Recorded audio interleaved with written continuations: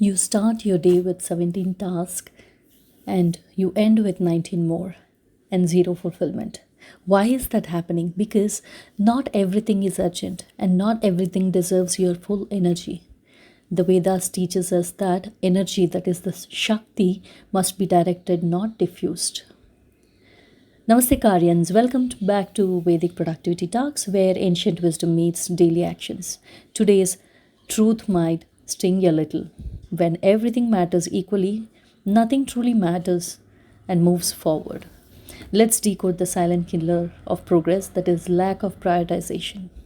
Yes, so in the Vedic system, practice Viveka, the power of discern that align with our Dharma. It's not just about doing tasks, it's about choosing the right ones.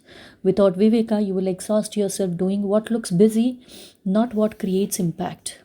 What are the 3 steps Vedic to-do list prioritization ritual that we follow?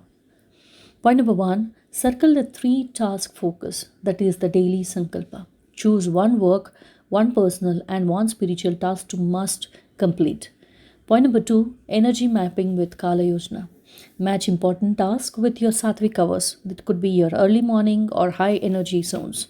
Point number 3, Dharma filter questions. Ask yourself, does this task take me closer to who I want to become? So, Karyans, don't let your day get hijacked by noise. Learn to prioritize like a Vedic leader. Join the KaryaSiddi Productivity Hub and build a rhythm where what matters gets done with peace. Remember, productivity is not about doing more, it's about doing what matters most. Choose, focus, and align. Until next time, I am Vanitha Ganeshmurthy, helping you to rise from the routine of rhythm. Stay focused, stay sattvic, stay in Dharma. I wish you all to be very productive and have a great day. Bye. Jai Hind.